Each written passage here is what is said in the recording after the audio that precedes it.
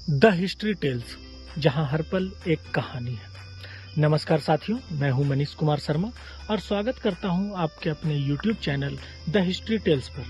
आज हम एक ऐसे सफर पर निकलने वाले हैं जो आपको भारत के गौरवशाली मध्यकाल में ले जाएगा। इस सफर में हम इस समृद्ध और जटिल युग की एक झलक देखेंगे, उन महत्वपूर्ण घटनाओं, शक्तिशाली साम्राज्यों और सांस्कृतिक विकासों को छुएंगे जिन्होंने आधुनिक भारत को आकार दिया।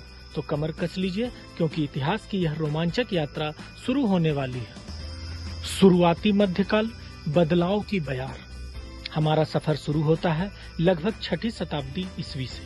गुप्त साम्राज्य के पतन के बाद यह दौर भारत में राजनीतिक विकेंद्रीकरण का काल था।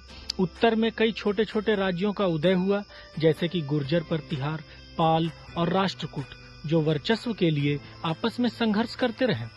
इसी प्रकार दक्षिण में चालुक्य, पल्लव और पांड्य जैसी शक्तिशाली राजवंशों ने अपनी छाप छोड़ी। यह काल कला, साहित्य और दर्शन के क्षेत्र में भी महत्वपूर्ण बदलावों का साक्षी बना। भक्ति आंदोलन की शुरुआती लहरें भी इसी समय उठी, जिसने धर्म और समाज के बीच नया संवाद स्थापित किया।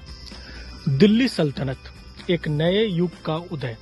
12वीं शताब्दी के अंत में भारत ने एक महत्वपूर्ण मोड़ लिया जब मध्य एशिया के तुर्क आक्रमणकारियों ने भारत में प्रवेश किया।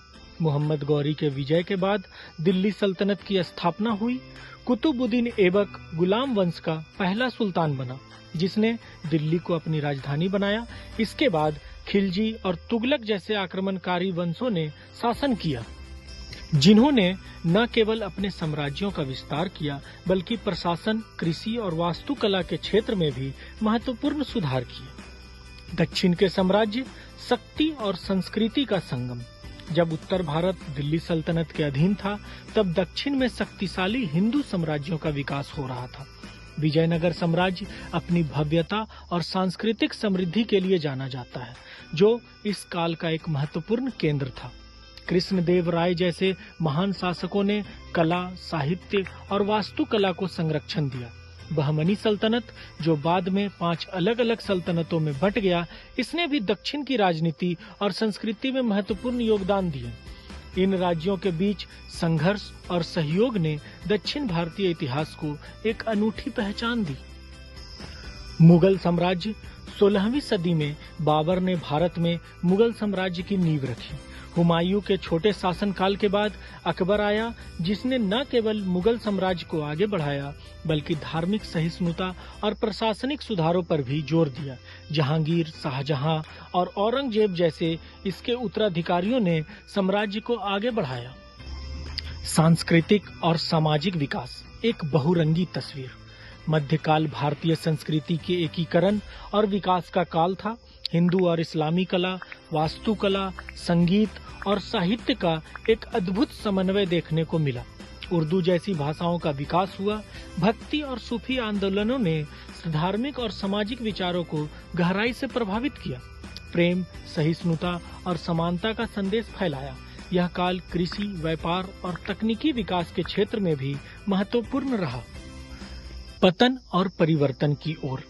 18वीं शताब्दी की शुरुआत तक मुगल साम्राज्य कमजोर पड़ने लगा। आंतरिक विद्रोह और बाहरी आक्रमणों ने इसकी शक्ति को छिन्न कर दिया। मराठा, सिख और अन्य क्षेत्रीय शक्तियों का उदय हुआ, जिन्होंने मुगल प्रभुत्व को चुनौती दी।